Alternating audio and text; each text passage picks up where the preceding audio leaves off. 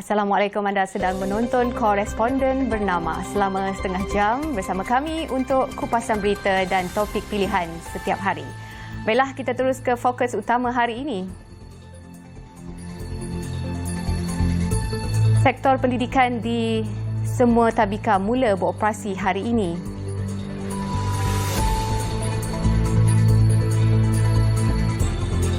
Dan seterusnya, perkembangan banjir di Sabah.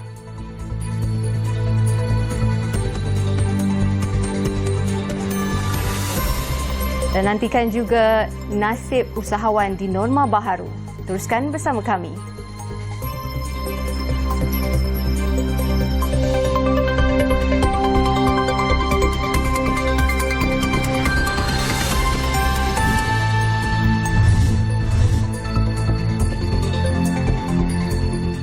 Hari ini 1 Julai merupakan bermulanya sesi persekolahan di peringkat pendidikan awal kanak-kanak di seluruh Malaysia mula beroperasi setelah lebih 3 bulan ditutup ekoran untuk mengelakkan penularan wabak COVID-19. Dan untuk pengembangan dan mengetahui situasi terkini, kita bersama dengan Kavi Rajan yang kini berada di Tadika Bismat, Jalan Kuching, Kuala Lumpur. Kita ada Kavi di talian. Silakan Kavi.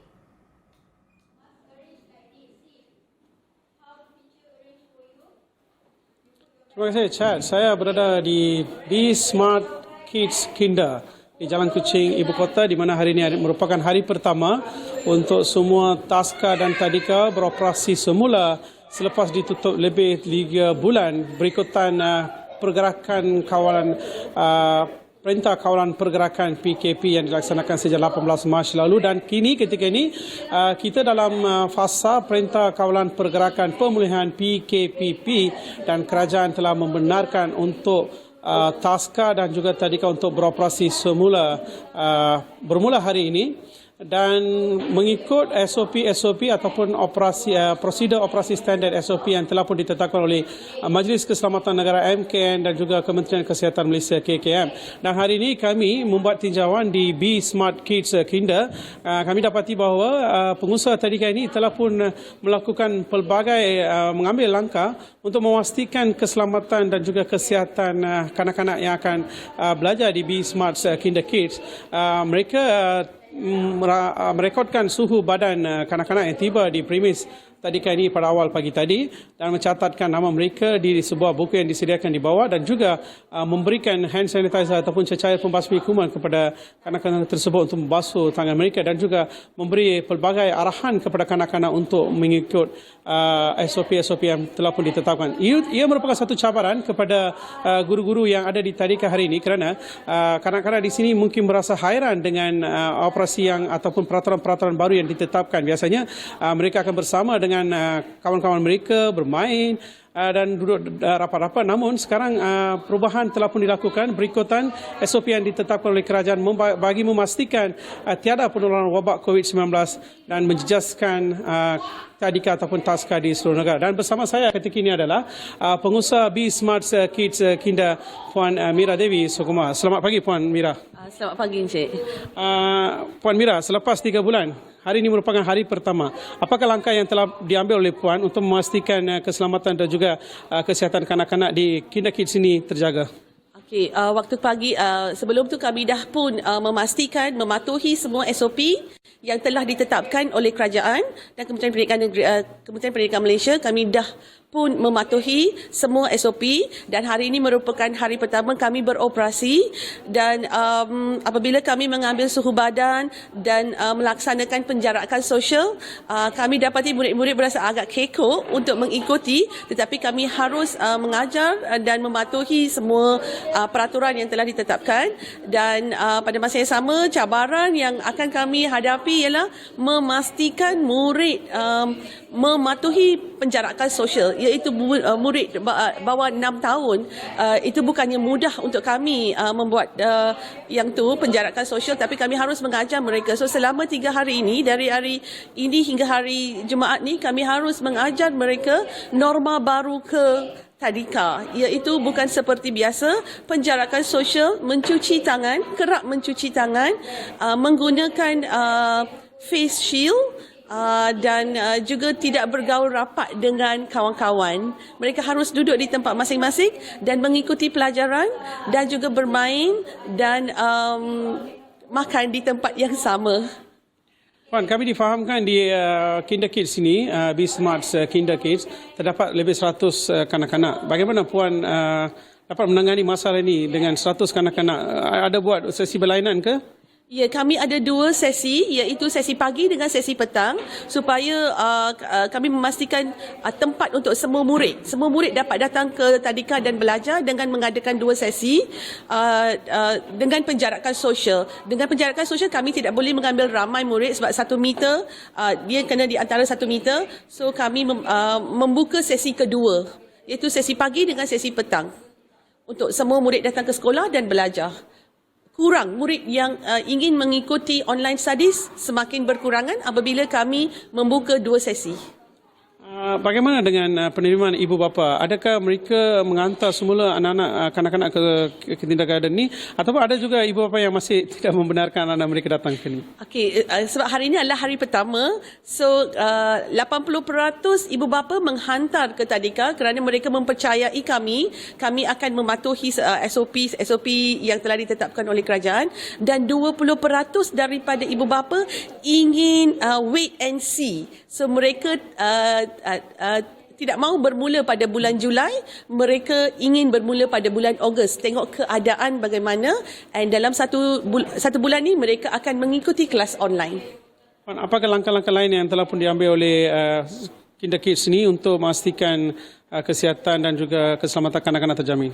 Pertama, kami mengambil suhu badan, terlalu penting. Kerjasama dari ibu bapa memastikan anak sihat sebelum ke sekolah.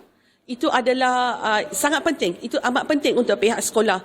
Ibu bapa harus bersikap jujur dan memastikan anak sihat untuk ke sekolah. Itu satu langkah yang betul-betul kami harap dari pihak ibu bapa, dan dia kena bekerja sama dengan pihak sekolah apabila kami memberitahu apa yang boleh dan tidak boleh dilakukan. Mereka harus mengikuti yang tu. So dengan cara begitu, saya rasa masalah kami tidak akan menghadapi masalah yang serius. Dan juga pihak sekolah memastikan kita ada jadual-jadual tersebut untuk mencuci tangan, makan, sanitizer dan sebagainya. Okay, terima kasih Puan. Itu yang laporan yang dapat saya bawakan, masalah-masalah ataupun cabaran yang dihadapi oleh Puan Mira, dan juga saya ingat tadika di seluruh negara mungkin ada cabaran-cabaran untuk memastikan keselamatan dan juga kesihatan kanak-kanak terjamin di tadika dan tabika. Apapun SOP perlu dipatuhi untuk memastikan kita dapat mengekang penularan wabak COVID-19. Sekian saja laporan saya dari Be Smart Kinder Kids Jalan Kuching. Kita kembali ke studio. Ya, terima kasih Kavi atas perkembangan itu tadi. Baiklah, seterusnya masih dengan berita pembukaan sektor pendidikan awal kanak-kanak. Sebanyak 1,781 taman bimbingan kanak-kanak tabika perpaduan di bawah seliaan Kementerian Perpaduan Negara di seluruh negara bermula beroperasi hari ini, dan Menteri Perpaduan Negara Datuk Halimah Mohamad Sadiq berkata pembukaan semula itu akan melibatkan kira-kira 38,000 kanak-kanak berusia antara 4 hingga 6 tahun. Dan untuk butirannya, kita bersama dengan Nur Baizura Basri di talian ketika ini secara langsung. Mungkin Baizura boleh beri butiran lanjut. Silakan Baizura. Terima kasih Cak di studio. Semalam kami turut mengikuti lawatan kerja Datuk Halimah Sadiq yang meninjau persiapan terakhir SOP oleh Tabika Perpaduan serta Taska Genius di Johor Bahru menjelang pembukaan Tabika, Taska dan Tadika di seluruh negara hari ini. Seperti yang kita tahu, penekanan diberikan kepada SOP bagi mengekang penularan COVID-19, dan pastinya tempoh selama 2 minggu digunakan sebaiknya oleh pengusaha dan pengendali Taska, Tadika dan Tabika untuk memahami sebaiknya bagaimana melaksanakan SOP berkenaan. Ketika tinjauan semalam, Datuk Halimah nampaknya berpuas hati dengan persiapan menjelang permulaan sesi Tadika, Tabika dan Taska hari ini, dan rata-rata SOP yang ditekankan oleh MKN dilaksanakan sepenuhnya. Untuk tabika perpaduan misalnya, semua peralatan yang diperlukan bagi melaksanakan SOP disediakan seperti termometer dan sanitizer. Kita juga lihat bagaimana penjarakan sosial dengan menggunakan pelekat di meja, kerusi serta salon di luar dan juga dilaksanakan dalam bilik darjah. Yang mana kita harap anak-anak kecil ini dapat memahami dan seterusnya mematuhi peraturan ketika berada di sekolah. Apa yang kita harapkan agar anak-anak yang mula sekolah hari ini selesa, selamat dan turut terpelihara dari dijangkiti wabak ini. Yang penting, ibu bapa juga perlu sama-sama memantau dan tidak menghantar anak mereka ke sekolah sekiranya mereka bergejala. Dan membawa mereka berjumpa dengan doktor untuk memastikan mereka sihat sebelum kita menghantar mereka ke sekolah. Jadi sama-sama lah kita ibu bapa menjawab untuk menjaga keselamatan mereka. Jadi sekian laporan dari Johor, kembali ke cek ke studio. Ya, terima kasih Bai atas laporan itu tadi. Kita nak berhenti rehat seketika dan selepas ini kita ke perkembangan berita dari Biro bernama Kota Kinabalu Sabah. Jangan ke mana-mana.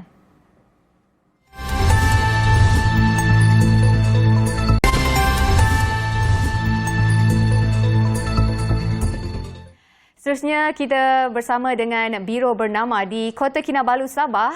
Kini bersama dengan Rohana Nasra secara langsung di talian ketika ini nak berkongsi cerita tentang perkembangan berita banjir yang melanda 10 daerah di Sabah.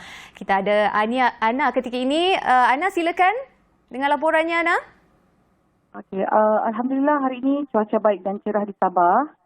Banjir di Sabah juga semakin pulih apabila kebanyakan mangsa ditempatkan di pusat pemindahan sementara.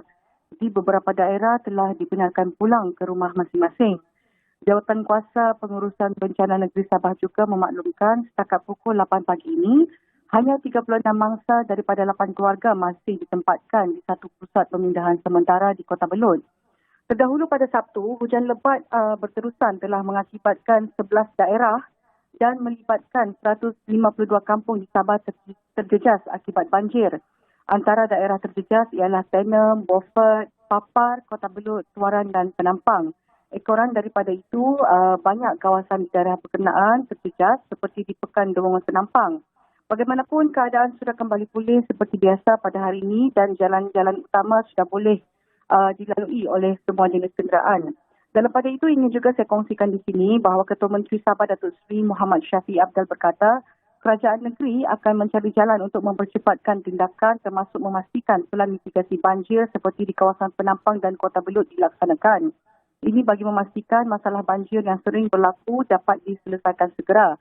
Memandangkan antara punca banjir di beberapa kawasan negeri ini sudah diketahui dan antara lain disebabkan oleh air Sungai Cetek yang perlu didalamkan dan dilebarkan selain sistem perparitan yang tidak teratur.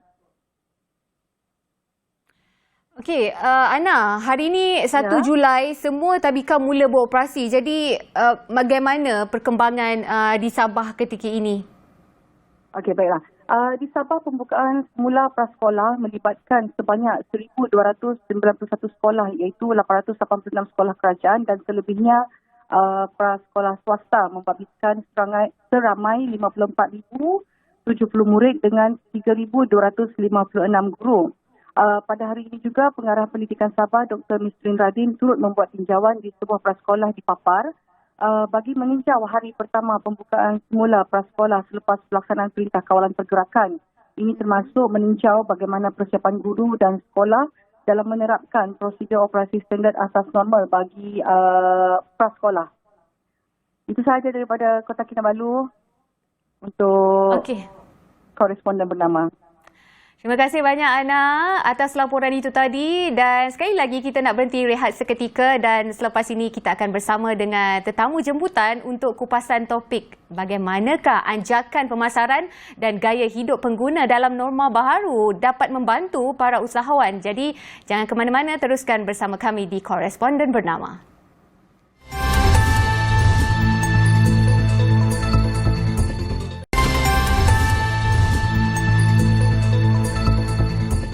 kembali bersama kami. Ini merupakan segmen terakhir di Koresponden Bernama dan untuk pengetahuan anda, sejak 3 bulan lalu COVID-19 telah meninggalkan kesan mendalam bukan sahaja kepada kehidupan manusia, sektor perusahaan kecil dan sederhana PKS malah ia turut memberi kesan kepada aspek pemasaran. Jadi dalam menghadapi krisis yang seolah-olah tidak berkesudahan ini, usahawan perlu melakukan anjakan dalam perniagaan mereka, terutamanya dalam aspek pemasaran. Jadi anjakan dalam aspek pemasaran dan juga gaya hidup pengguna sudah tentu menuntut usahawan untuk lebih proaktif dalam merangka strategi perniagaan mereka. Jadi cabaran hidup rakyat Malaysia kini yang dalam proses melazimkan kehidupan dengan norma baharu selepas memasuki Perintah Kawalan Pergerakan PKP dan kini Perintah Kawalan Pergerakan Pemulihan PKP, sudah tentulah lanskap pemasaran sebelum, semasa dan selepas PKP mengalami perubahan yang besar dalam memenuhi permintaan pengguna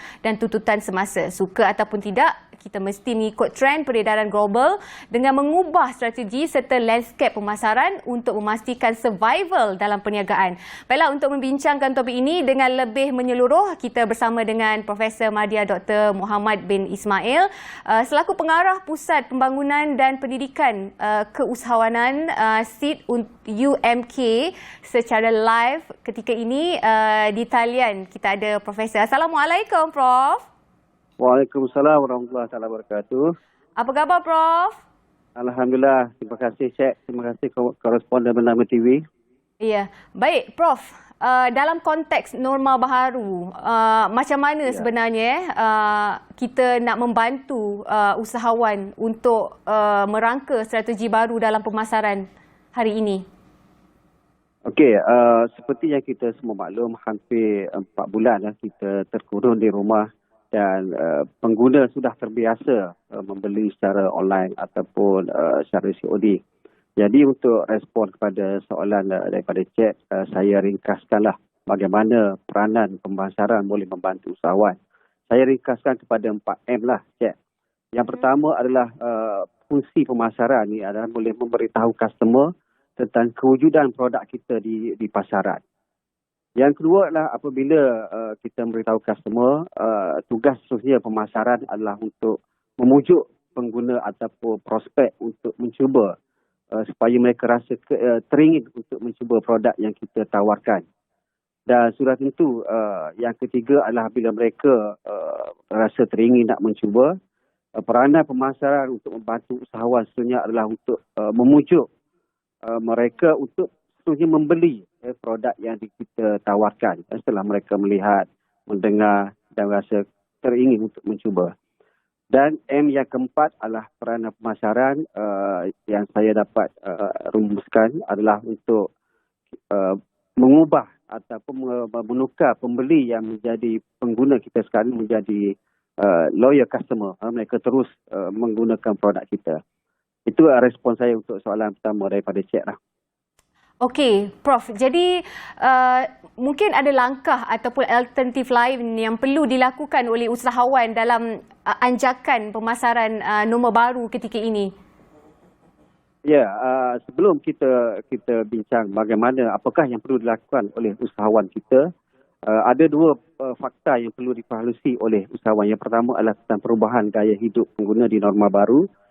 Setelah 3 bulan lebih berlakunya PKP, gaya hidup pengguna adalah berpusat di rumah, tidak banyak pergerakan dan yang menjadi teman setia mereka adalah smartphone, laptop, komputer dan juga televisyen. Yang kedua adalah online shopping. Walaupun telah berlaku sebelum ni online shopping sebelum PKP, tetapi semasa PKP ini pengguna lebih banyak menggunakan platform online shopping. Bukan setakat untuk membeli barangan pakaian, tapi sekarang mereka dah mula memesan seperti bahan mentah, ikan, daging dan sebagainya. Yang ketiga adalah perubahan tentang home cooking. Mereka lebih gemar masak di rumah daripada makan di luar. Yang ketiga adalah budaya work from home dan masih lagi berlaku di setengah-setengah organisasi. Dan yang keempat adalah golongan remaja terutamanya adalah mereka tidak lagi ke sinema tapi mereka lebih gemar menonton Netflix. Yang kedua adalah tentang fakta 90% daripada penduduk dunia engage dengan produk atau servis yang menjadi kesukaan mereka adalah menggunakan video. Dan in fact 70% keputusan untuk membeli di internet dan media sosial adalah dipengaruhi oleh video. Jadi apa maknanya kedua-dua fakta ini kepada usahawan? Maknanya usahawan perlu melakukan anjakan dalam pemasaran ataupun disebut marketing shift dalam dia punya strategi pemasaran untuk fokus kepada video marketing. Jadi usahawan bolehlah membuat live video di Facebook, Instagram, Shopee dan Shopee Live dan sebagainya. Dan anjakan ataupun next big shift di era nombor baru ini adalah mereka boleh menggunakan YouTube channel. Walaupun YouTube ini telah orang kata menjadi pilihan pengguna sebelum lagi PKP, tapi semasa PKP dan saya menjagakan pasca PKP ini, YouTube akan menjadi, saya sifatkan sebagai kegilaan lah dalam memasarkan produk dan sebagainya. Dan kalau kita melihat fakta 92% pengguna adalah menonton YouTube dan 80% trafik di internet adalah daripada video. Kalau saya boleh sharekan beberapa contoh lah dalam masa yang singkat ini adalah yang famous adalah Puan Fabitra lah. Dia ada 754,000 subscriber dengan 92 video. Isa Aisab 1 juta lebih dengan 56 video. Syami Shazli 2.3 juta dengan 250 video. Ini menunjukkan betapa powerfulnya video dalam melakukan pemasaran. Jadi selain daripada itu, usahawan juga boleh merakam testimoni atau customer yang happy menggunakan produk mereka. Jadi apa yang usahawan perlukan adalah mereka perlu berubah. Mereka perlu melakukan anjakan dalam pemasaran kepada pemasaran video ataupun disebut video marketing supaya mereka tidak ketinggalan lah bergerak seiring dengan trend perubahan semasa. Ya. Itu respon saya untuk soalan yang kedua. Okey.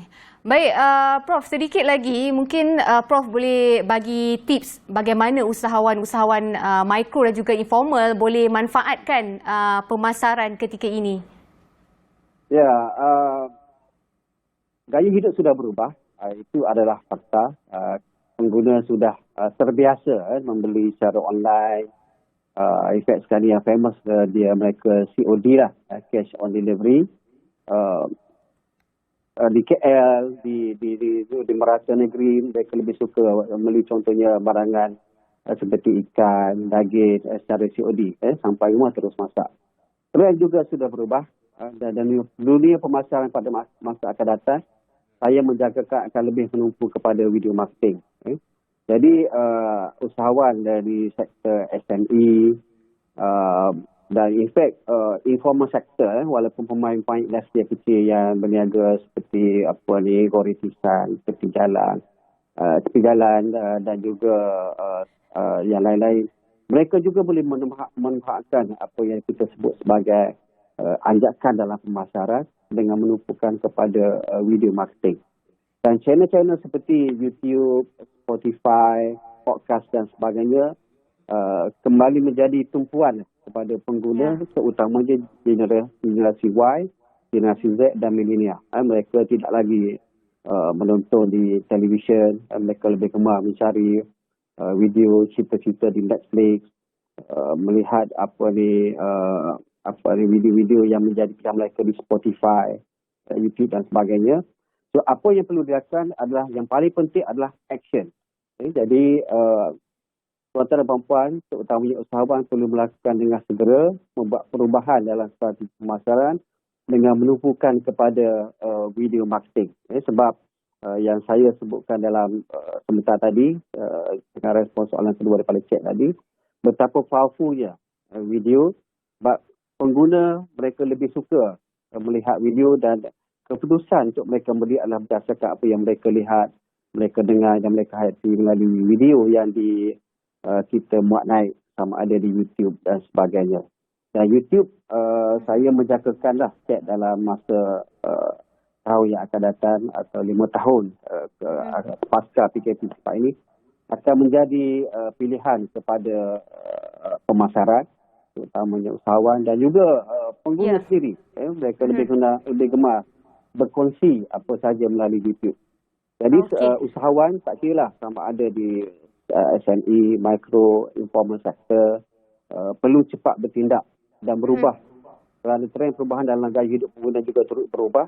dengan begitu pantas Okey. tadi. Kegagalan Baik. Islam untuk melakukan anjakan besar dalam plan pancaran akan buatkan mereka Baik. jauh ketinggalan. Terima kasih banyak Prof. Masa agak mencemburui kita. InsyaAllah kita jumpa di lain kesempatan Prof. Itu dia Profesor Madya Dr. Muhammad bin Ismail selaku pengarah kanan Fakulti Keusahawanan dan Perniagaan Universiti Malaysia Kelantan atas perkongsian kupasan topik yang cukup menarik. Kita dah pun sampai ke penghujung rancangan, jadi kami meminta untuk anda terus bersama kami di saluran Bernama TV untuk laporan berita terkini. Saya Cherry signing off. Kita jumpa lagi. Assalamualaikum.